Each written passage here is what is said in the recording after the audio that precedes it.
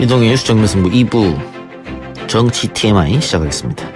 월요 상근 정상근 기자와 함께합니다. 어서 오십시오. 네, 안녕하십니까. 앞서 표창원 의원과의 인터뷰에서 잠깐 언급했습니다만 네. 조선일보가 또 한 번 대형 오보를 한 것 같습니다. 숙청당했다고 보도한 김영철 노동당 부위원장이 공식 석상의 모습을 드러냈어요. 네, 뭐 속된 말로 뭐 장사한 지 사흘 만에 부활했다 뭐 그런 건데, 이 조선일보가 지난달 31일에 이 북한이 하노이 미북 정상회담의 실무 협상을 맡았던 이 김혁철 국무위원회 대미 특별대표, 그리고 대미 협상을 총괄했던 이 김영철 노동당 통일전선 부장을 각각 숙청을 했다. 근데 이제 김혁철 부장 같은 경우는 처형을 했고, 이 김영철 부장 같은 경우에는 강제 노역 및 사상 교육을 당한 것으로 전해졌다, 이렇게 보도를 했었습니다. 근데 이게 아시다시피 북한에서 숙청을 당했으면은 공식 석상의 모습을 드러낼 수가 없는데, 그렇죠. 심지어 이 숙청 이전에 찍힌 영상이라고 하더라도 북한은 숙청 이후에는 다 편집을 하지 않습니까? 예. 그런데 이 숙청당했다는 이 김영철 부위원장이 이 공식 석상의 버젓이 모습을 드러낸 겁니다. 이 북한 조선중앙통신이 2일 이 김정은 북한 국무위원장이 군인가족 예술 소조 경연에서 당선된 군부대의 공연을 관람했다라고 보도를 했는데, 이 함께 공연을 관람한 인물 중에 이 김영철 부장을 명시했습니다. 또 관련 사진에서 보면은 이 김영철 부위원장은 김정은 위원장과 함께 등장을 하고 있었는데, 이 숙청설이 사실이 아님을 이 북한 쪽에서 확인을 시켜준 셈이 됐습니다. 예. 당시 이 보도를 조선일보에서 일면에 냈거든요. 네, 일면에 냈죠. 예. 그만큼 자신 있다는 건데. 네. 그래서 이 기사가 뭐 우리나라 언론만 해석된 게 아니고, 네네, 미국도 상당히 관심이 많았지 않습니까? 뭐 그렇죠. 이게 미국 정부도 확인 한번 해봐야 된다 이런 얘기 할 정도로. 네, 맞습니다. 뭐 미국에서도 얘기가 많이 나왔었는데, 이게 우리나라에서 그러니까 외신들이 주로 이제 보는 게 발행 부수가 얼마나 되느냐, 그러니까 그 나라에서 얼마나 영향을 미치느냐를 많이 보는데, 이 조선일보가 발행 부수만 놓고 보면은 우리나라에서 가장 많은 신문을 찍는 그런 매체이기 때문에 이 조선일보를 많이 좀 주목을 하고 인용을 하죠. 근데 또 이 매체에서, 그러니까 외신들이 보기에는 그 우리나라에서 가장 큰 매체에서 일면에 북한에서 이런 뭐 숙청을 당했다, 뭐 이런 보도가 나오니까 뭐 여기저기 인용이 됐었는데, 그런데 사실 이 조선일보가 이 북한 관련된 보도에서 뭐 이런 실수를 했던 게 뭐 한두 번은 아닙니다. 예. 대표적인 게 현성월 문제고. 네. 그 기사는 아직도 지워지지 않고 있고. 예. 또 하나, 그러니까 1987년인가 88년 정도에 김일성 당시 이제 북한 주석이 사망했다라는 보도를, 호해를 부려서 냈었어요. 예. 네. 근데 그것도 이제 곧 오보임이 밝혀졌죠. 예. 이 현송월 씨 보도 같은 경우에는 뭐 오보임을 스스로 이제 보여줘서 밝혀졌는데 뭐 아직도 지우지 않고 있습니다. 예. 거기에 대해서 사과는 있었습니까? 사과는 없었습니다. 사과는 없었고, 미디어오늘에서 담당 관련 기사를 썼던 이 기자하고 통화를 한 적이 있었는데, 그 기자의 해명이 조금 이상했어요. 그러니까 결과적으로는 오보가 맞다라는 해명이었는데, 그냥 오보는 그냥 오보죠. 예. 6635님께서 현송월, 김영철 등 허위 사실을 방송 기사를 통해 전해도 북한 사람이 남한 신문사에 민 형사상 법적 책임을 물을 일이 없으니 일단 쓰고 보는 것 아닐까요? 이런 의견 주셨는데요. 맞습니다. 네. 이게 북한에서 뭐 언론중재위에 제소를 할 수도 없고, 그다음에 뭐 이렇게 소송을 걸 수도 없으니까요.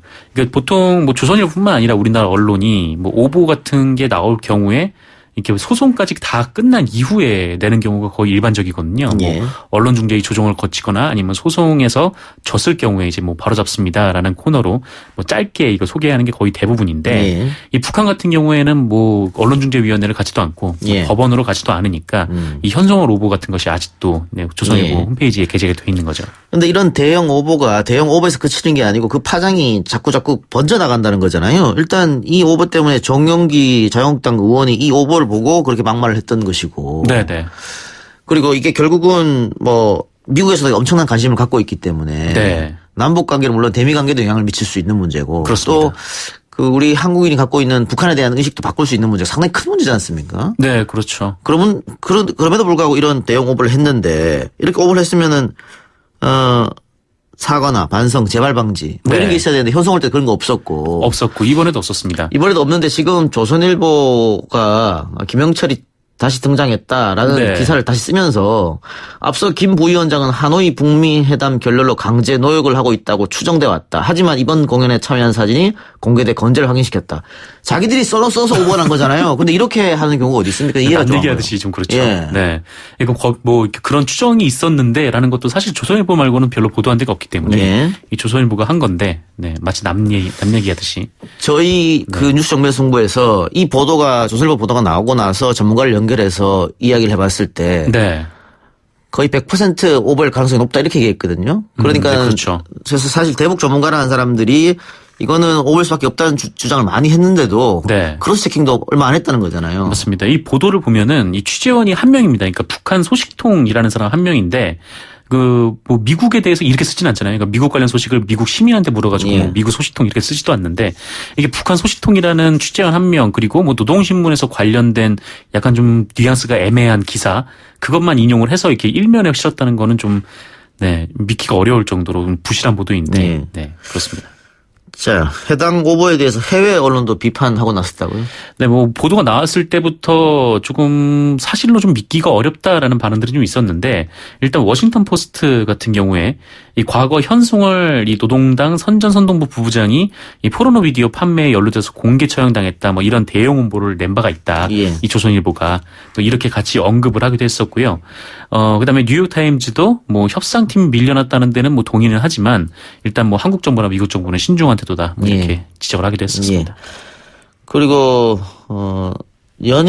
연합뉴스 재정지원제도 폐지 청원이 올라왔었는데 네. 이게 아마 20만 넘었나 보네요. 넘었습니다. 예. 그래서 청와대가 그럼 답변을 해야 되잖아요. 네, 뭐라고 넘어가지고 오늘 답변을 했는데, 그러니까 이런 거지. 그러니까 연합뉴스 TV가 그 예전에 문재인 대통령과 트럼프 대통령의 사진을 쓰면서 이 문재인 대통령의 사진 밑에 북한 인공기를 걸어놓은 바가 있었습니다. 예.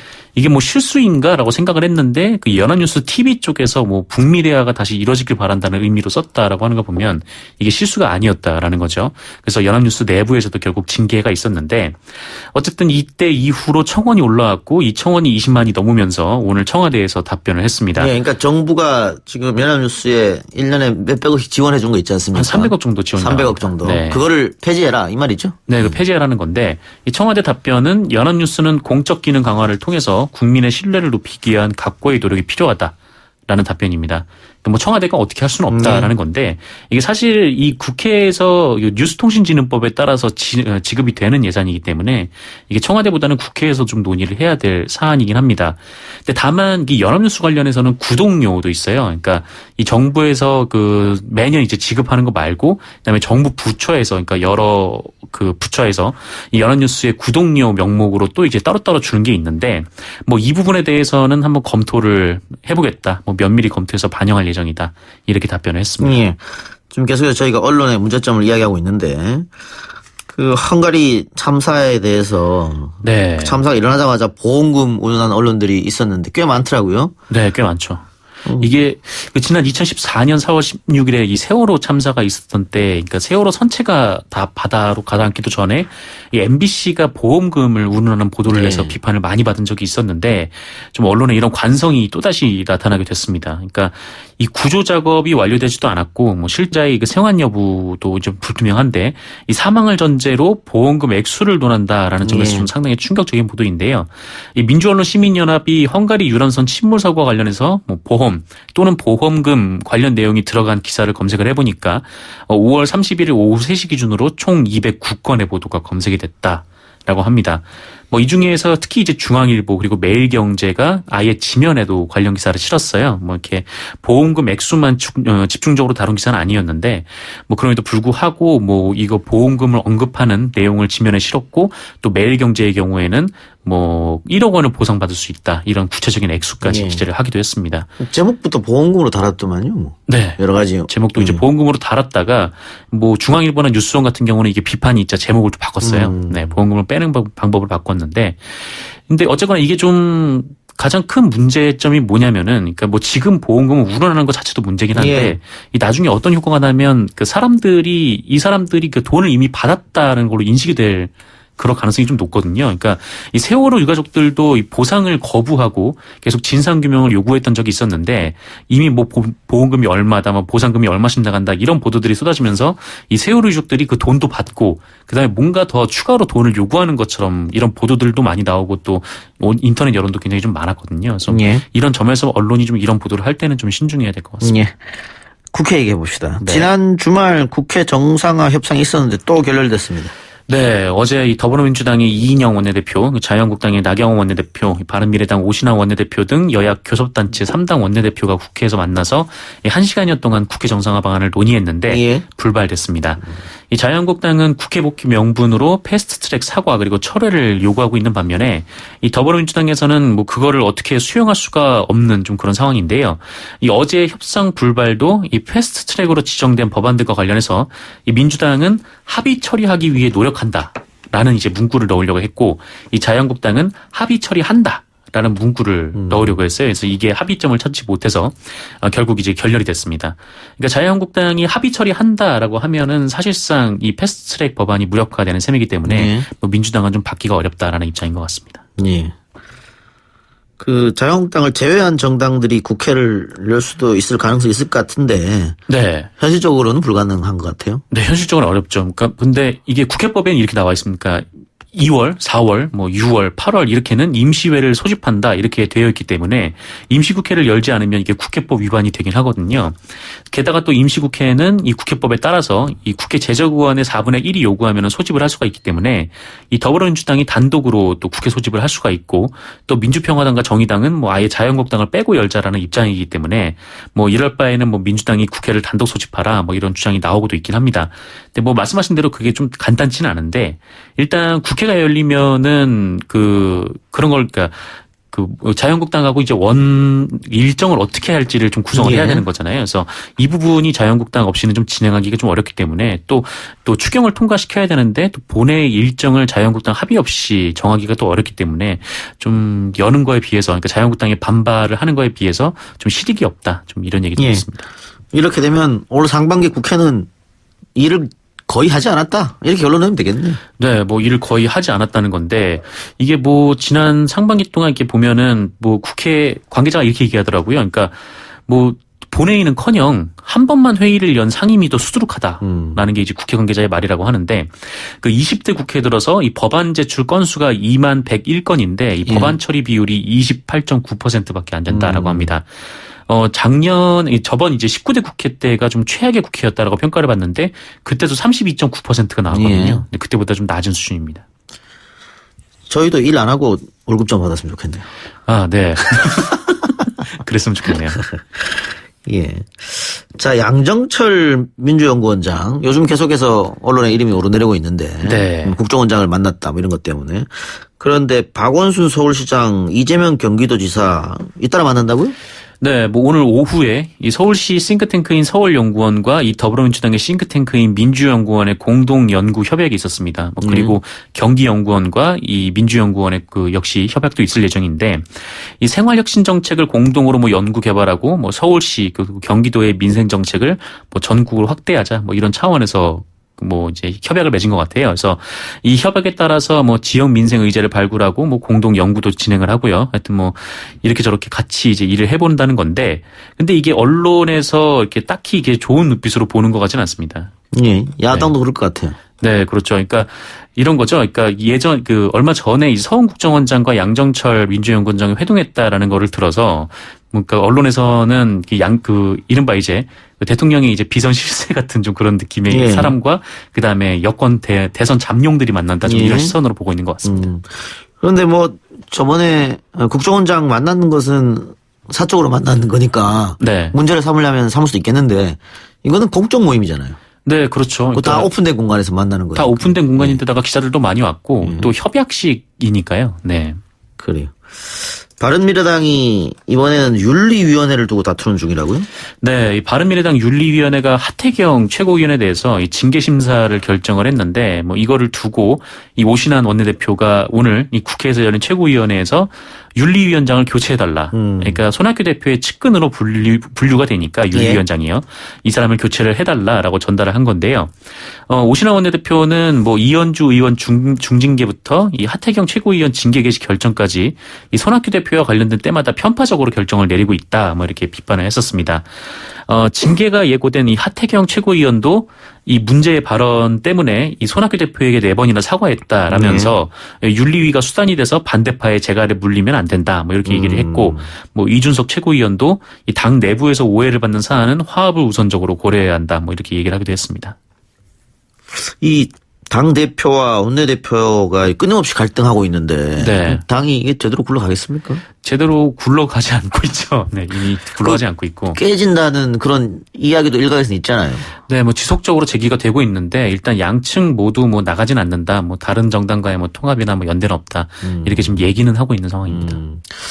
그럼에도 불구하고 여의도권에서는 바른당 출신 의원들은 자유한국당과 네. 또 손학규 대표 측, 또 호남 출신들은 민주평화당과 제3지대 이런 얘기가 끊임없이 나오고 있어요. 네, 계속 나오고 있죠. 이게 뭐 사사건건 지금 대립을 하고 있는 상황이기 때문에 이대로 좀 당이 지속될 것 같지도 않습니다. 예.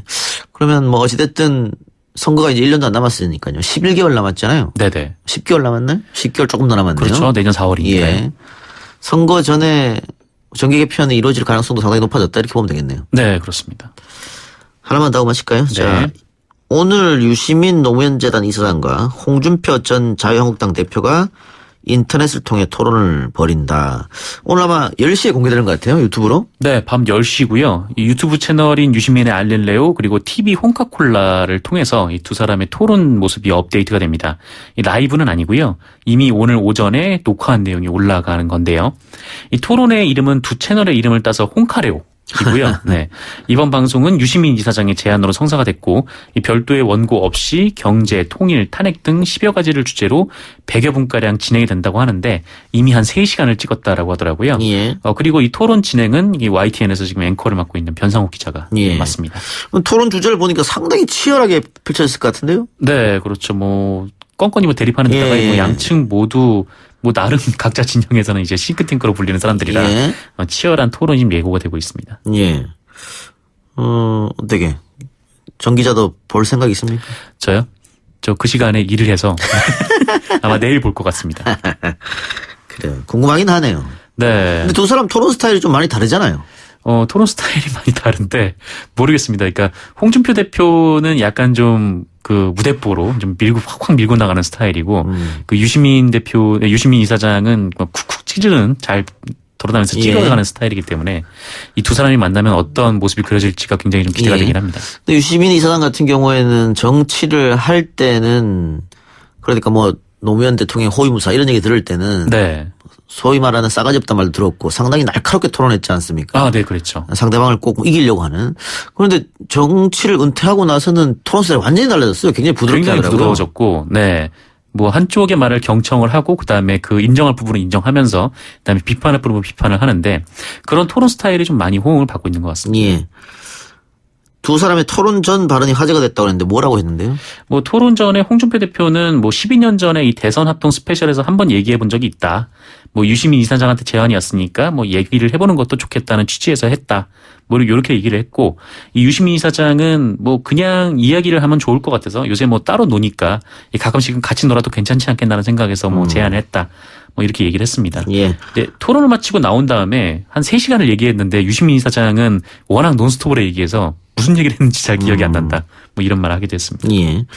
잠시 후 우리 라디오 3부에서 이 토론 진행했던 변상욱 앵커를 모시고 어떤 이야기를 나눴는지 분위기는 어땠는지 미리 한번 알아보기로 하고요. 이게 청취자 댓글 볼까요? 보이는 라디오 이정희님께서 와 오늘 주제가 7개였는데 다 다루고 가시네요. 전하다 말 줄 알았습니다. 팟빵에 다 잘 된다님. 역시 정동지 이 많은 주제가 가능할까 했는데 이걸 다 해내는구려. 역시 똥소대 출신이지만 빠르고 그랬는데 똥소대가 뭡니까? 아, 똥소대. 네. 제가 군대를 갔을 때 처음으로 이제 육군훈련소에서 시범 사업을 했던 건데 예. 일종의 다이어트 소대라고. 시범 사업. 그렇습니다. 군대에서 시범 사업으로. 아니, 군대를 갔는데 다 살들이 쪄 있는 거예요. 그래서. 다이어트 소대. 너무 놀랬던 적이 있는데. 아, 그러면 체중이 많이 나가시는 분들만 따로 이렇게 훈련병들을 모아서. 네. 따로 훈련시켰어요? 네, 사회였으면 인권위에 제소했을 겁니다. 아, 그래서 그거를 자기들끼리 일명 뚱소대 이렇게 불렀나 보군요. 아니요, 저희는 절대 그렇게 부르지 않았습니다. 주변에서 그렇게 불렀죠. 아, 주변에서 뚱소대라 불렀고. 네. 그 원래 원명칭은 뭡니까? 다이어트 소대라고 불렸습니다. 원명이 다이어트 소대고. 네. 다이어트 소대, 그럼 훈련소 6주? 6주 동안 계속 했는데요. 예. 제가 6주 받았는데 예. 이 처음에 모집을 할 때 예. 뭐 지원자를 손들라고 해서 한 게 아니라 예. 그냥 다 입으로 모아놓고 뽑- 그냥 입으로 시작을 뽑아서. 했습니다. 네. 예. 입소하자마자 시작했어요.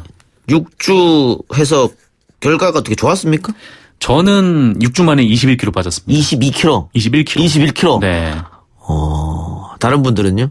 다른 사람들도 보통 뭐 적게는 한 5kg, 뭐 많게는 한 10몇 kg 빠졌는데 예. 거기서 제가 제일 많이 빠졌습니다. 6주에 21kg면 상당하네요. 3주 만에 복귀. 아, 요요 왔습니까? 아, 네네. 이런 식으로 하면 다이어트를 하면은 요요가 올 수밖에 없어요. 아. 근데 안 먹고 계속 운동하기 때문에. 네. 참 이런 군대에서 이런 것도 했었군요. 네. 근데 6주 만에 22kg 빼다 보니까 머리 크긴 그대로인데 몸만 줄어가지고 네. 너무 머리가 무거웠어요. 알겠습니다. 예. 육군에서 이런 것도 했었다는 새로운 또 정보를 알려드리고. 지금도 하고 있답니다. 지금도 하고 있습니까? 네. 전 그렇게 들었습니다. 아, 그러면은 저도 좀 뱃살을 빼고 싶은데 들어가고 싶기도 하는 생각이 드네요. 군대 다시 가실 생각이 있어요? 아니, 그건 아닙니다만. 알겠습니다. 오늘 정상 기자와는 여기까지 하겠습니다. 수고하셨습니다. 네, 고맙습니다.